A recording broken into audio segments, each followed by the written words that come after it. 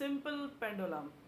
A simple pendulum is a small metal ball suspended with a long, massless string from a rigid support. That means simple pendulum consists of a metal bob which is connected from the point of suspension with the help of wire or a string. Simple pendulum works on the principle of periodic motion or oscillatory motion, and simple pendulum was invented by Galileo.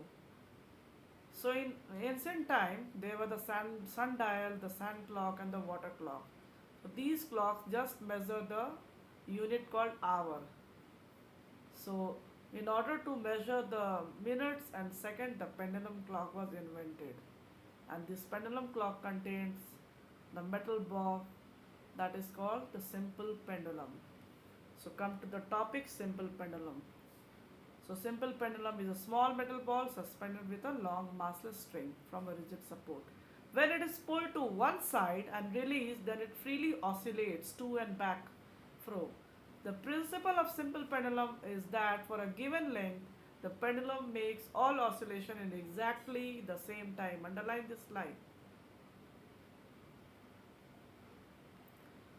So come to the picture here, diagram of a simple pendulum, how the simple pendulum is attached from the point of attachment with the help of wire, and at the end we have the metal bob which is made of metal. So a simple pendulum when is at rest, that is called equilibrium position, and it is also called mean. So right here mean, M for mean. From one mean, the the bob starts to oscillate due to the force of gravity, and it goes to the one end that is called extreme position or extreme end, then it comes back again, and then it will go to the other side, to the other extreme end, then it will come back. In this way one oscillation is completed. And remember, the distance between the mean to the one extreme end is always equal to the other extreme end, the distance between the mean and the other extreme end. So that is called amplitude. So displacement from the mean to the extreme, then other to the other end also is same, and that is called amplitude. Now what are the terms related to simple pendulum? Number one, effective length. The distance between the point of suspension and the center of gravity of the suspended mass is called effective length. That is, from the point of attachment to the metal bob we have the string or a wire, and it is called as the effective length. Next, oscillation. The one complete to and fro motion completed by the pendulum is called an oscillation.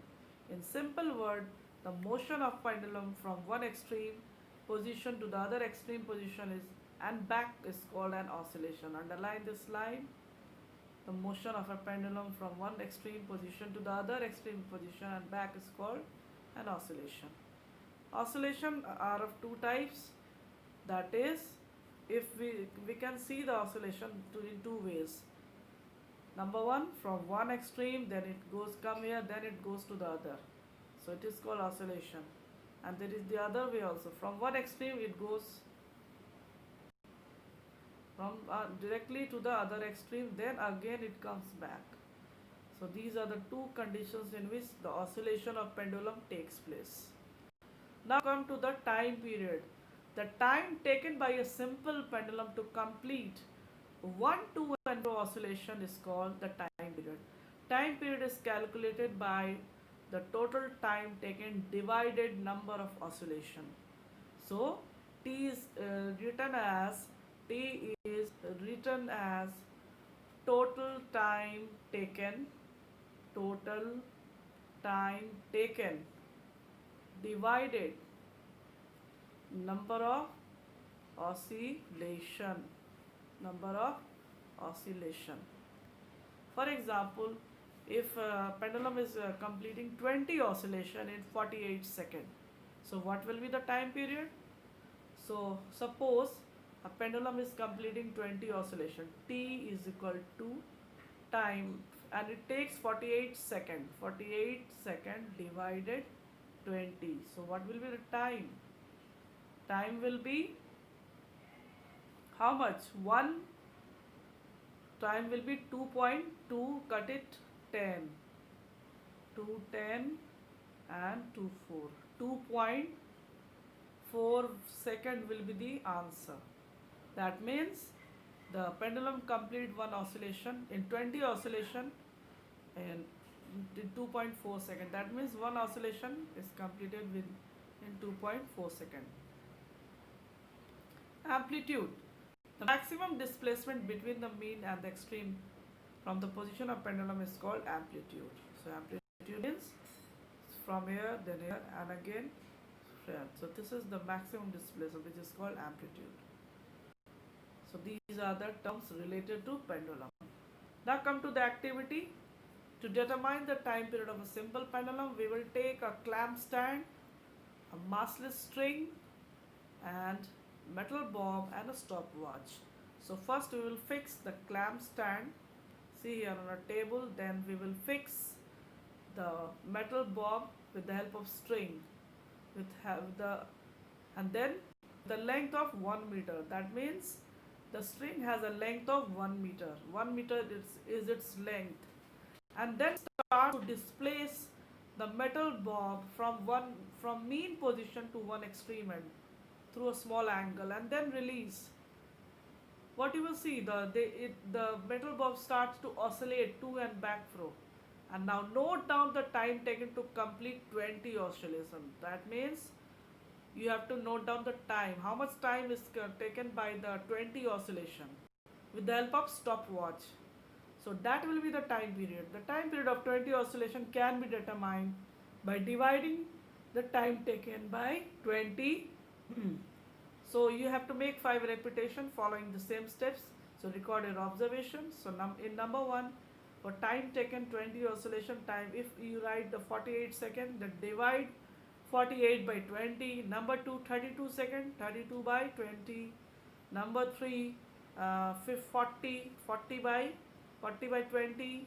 And number 4, 50 by 20. In this way you will note down the time taken for the 20 oscillation, and then after dividing, the time period will be calculated.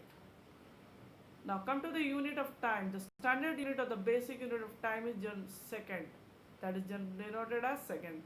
But there are the relationships between the bigger unit of time, that is unit of time 1 hour is equal to 60 minutes, 60 second is equal to 1 minute, and 24 hours is equal to 1 day, and in 7 days we have the 1 week.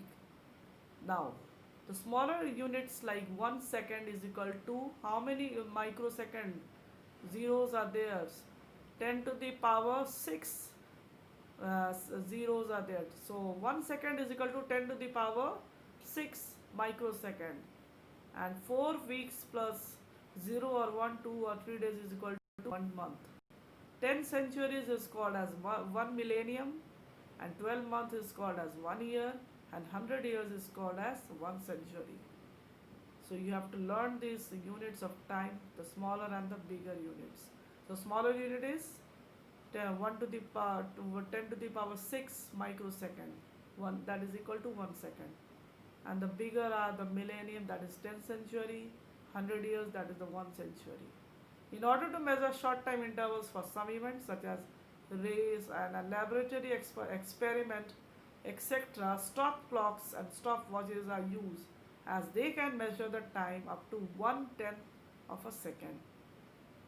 So Earth has been split up into different time zones. It means when you have morning in one part of the Earth, there will be night in the other part. So that's all for today. In later you will study about the other topics, that is measuring speed,